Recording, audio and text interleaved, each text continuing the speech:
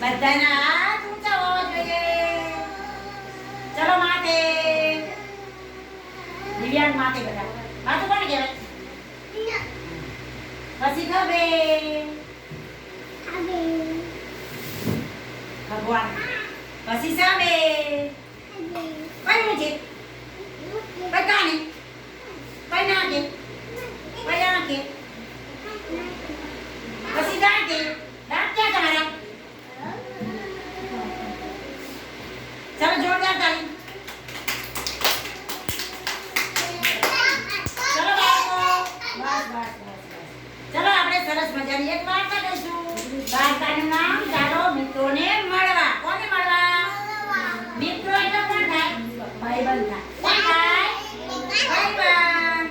સરસ મજાની વાર્તા કહી. તમે બધા ફોન ના લઈશ.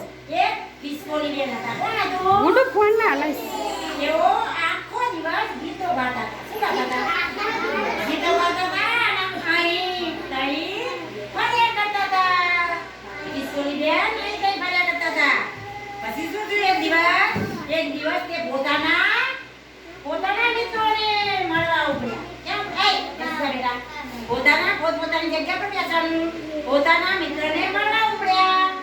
મળવા ગયા તો સૌથી પહેલા તેમને કોણ મળ્યું? હાથીભાઈ.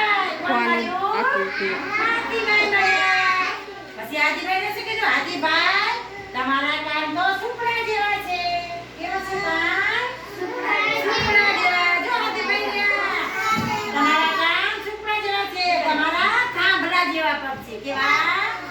થાંભલા જેવા. અને તમારી પૂંછડી તો ટૂંકી છે. હાથીભાઈના કાન સુપડા જેવા, પગ થાંભલા જેવા અને પૂંછડી નાની એવી. એમાં શું થયું? ત્યાંથી આગળ નાનકડા સસલાભાઈ મળ્યા. કોણ મળ્યું? નાનકડા સરસ મજાના સસલાભાઈ મળ્યા. જો બાળકો સસલાભાઈ આવ્યા. કોણ આવ્યું? સસલાભાઈ. રૂના ઢગલા ઉપર તે નાનકડા સસલાભાઈ કેમ બેસી ગયા?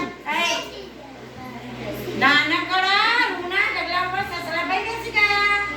તો લાંબા કાન હલાવીને ખિસકોલી બેનને બોલ્યા. સસલાભાઈના કાન કેવા હોય?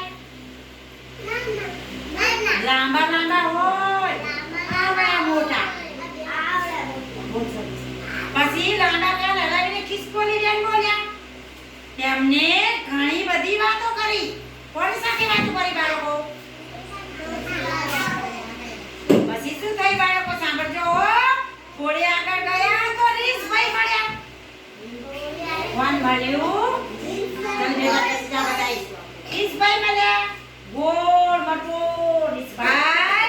ગોળ મટોળ રીસભાઈ જાડા હાથ હલાવી શું બોલે ખબર? ખિસકોલી બેન તમે રમતો રમ્યા. શું કીધું? ખિસકોલી બેન કિશોરી બેન તમે રમતો રમ્યા. કેમ બોલ્યા? જંગલમાં થોડે દૂર હરણ મળ્યું. કોણ મળ્યું? હરણ. કિશોરી બેનને જોઈને હરણભાઈ તો પાતળા પગ વડે કૂદકા મારવા માંડ્યા.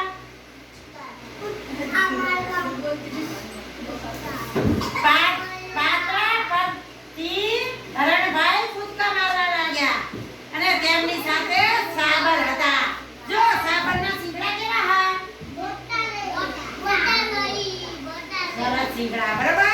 તેમણે પણ લાંબા શીંગડા અને નાની પૂંછડી હલાવીને ખિસકોલી બેનને બોલ્યા. શું બોલ્યા? સાંભળજો બાળકો. કે જંગલમાં છેડે તેમને ઊંટ મળ્યા. કોણ મળ્યું? વાંકી ડોક હલાવીને શું બોલ્યા ખબર? વાંકી ડોક હલાવી તેમણે ખિસકોલી બેનને ખુશ કર્યા. જેવી ડોક હલાવી. ચલો બાળકો ડોક હલાવો. ઊંટ જેમ ડોક હલાવો બધાય. બાકી ડોક હલાવીને તેમને ખુશ કર્યા. પછી બાજુમાં એક વડના ઝાડ ઉપર વાંદરાભાઈ મળ્યા. જો બાળકો કોણ મળ્યું? વાંદરાભાઈએ શું કર્યું? વારે ઘડીએ વડ ઉપર ચડે અને પાછા ઉતરે. વાંદરાભાઈ શું કરતા હતા? વડ ઉપર ચડે ઉતરે, ચડે ઉતરે. તેમણે ખિસકોલી બેનને જમવા બોલાયા. શું કર્યું? તમને જમવાનો ટાઈમ થઈ ગયો બાળકો. તમને પણ ભૂખ લાગી હશે. થોડાક નીચે ઉતાર. જમવા બોલાવ્યા પછી શું થયું બાળકો? સાંભળજો, સરસ મજાની વાર્તા છે.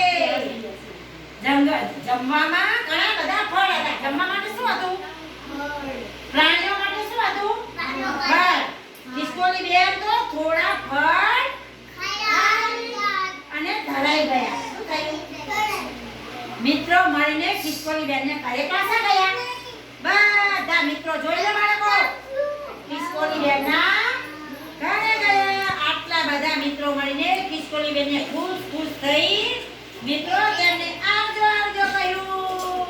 ચલો બાળકો આવજો આવજો. કોને કહ્યું? બધા પ્રાણીઓ મળીને ખિસકોલી બેનને આવજો આવજો કહ્યું.